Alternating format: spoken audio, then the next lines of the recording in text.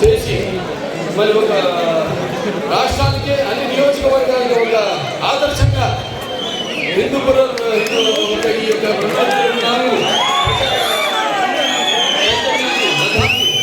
చైతన్య రథాన్ని ముందుకు నడిపించిన నా అభిమానులందరికీ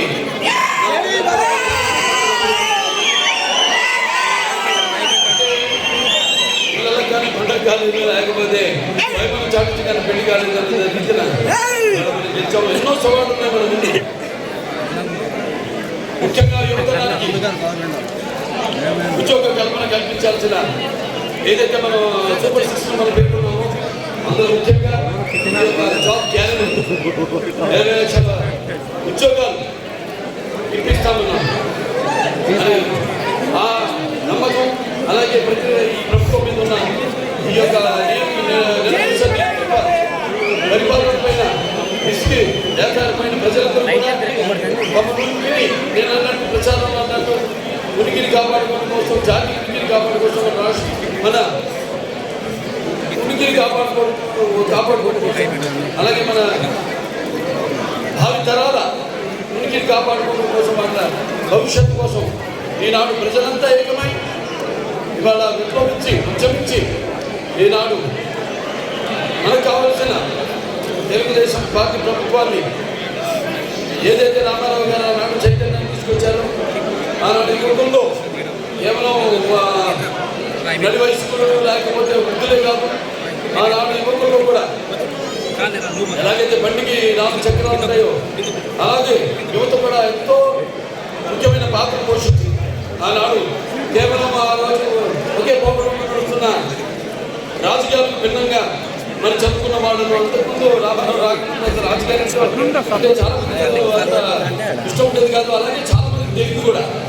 అటువంటి ఒక రాజకీయ చైతన్యాన్ని తీసుకొచ్చి కేవలం కొంతమందికే పరిమితం కాదు రాజకీయం అని ఆనాడు ఎంతోమంది చదువుకున్న వాళ్ళు, అలాగే లాయర్లు కావచ్చు, డాక్టర్లు కావచ్చు, గ్రాడ్యుయేట్స్ కావచ్చు, పోస్ట్ గ్రాడ్యుయేట్లు కావచ్చు, అలా వివిధ రంగాల్లో అందరినీ కూడా రాజకీయాల్లోకి తీసుకొచ్చి ఒక పత్రిక వాళ్ళ దేవుళ్ళు మీరు తీర్పించారు. మీ ఓట్లు అంతా చాటారు. మీ యొక్క స్వార్థాలు కాకుండా, మీ సౌకర్యాలు కాకుండా ఇవాళ మన జాతి యొక్క అభ్యున్నతి కోసం, మన రాష్ట్ర అభ్యున్నతి కోసం, మన భావి తరాల వాళ్ళ అభ్యున్నతి కోసం మీరంతా ఓటును సరిగ్గా వినియోగించుకుని ఏదైతే రాజకీయ చైతన్యం ఉండిందో దాన్ని మళ్ళా ఒక విస్ఫోటను, ఒక అగ్నిపర్వత విస్ఫోటించి అది వాళ్ళ మళ్ళీ మనకు కావాల్సిన ప్రజాప్రభుత్వాన్ని అలాగే సరైన నిర్వచనాన్ని పరిపక్వతనిచ్చిన మన తెలుగుదేశం పార్టీ మళ్ళీ అధికారంలో తీసుకోవడం జరిగింది.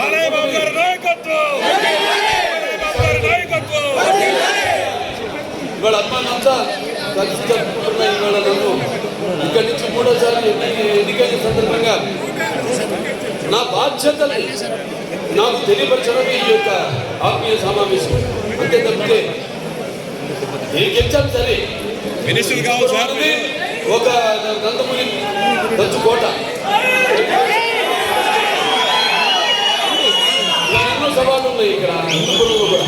అది గోరంట్ల జన్మతుడు ఎక్కువ వసకం తెలివి, లేకపోతే అండర్ గ్రౌండ్ డ్రైనేజ్ తెలివి, లేకపోతే మన సొంతపల్లి ఎలాగాకి ఒక రోడ్డు అయితే హిందూపురానికి ఇలాంటి చాలా ఎన్నో పనులు ఉన్నాయి. అవన్నీ కూడా ఒక ప్రణాళికను రూపొందించి ఆనాడు ఏదైతే ఆఖరి రోజు ఓటుకి మీరు వెళ్ళకముందు నేను ప్రసంగించాను. ఇవే మాటలు మీకు చెప్పడం జరిగింది.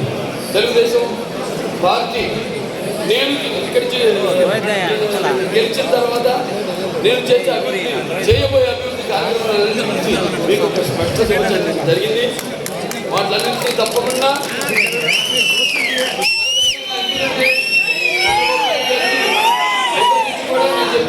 చాలా సందర్భాలు మన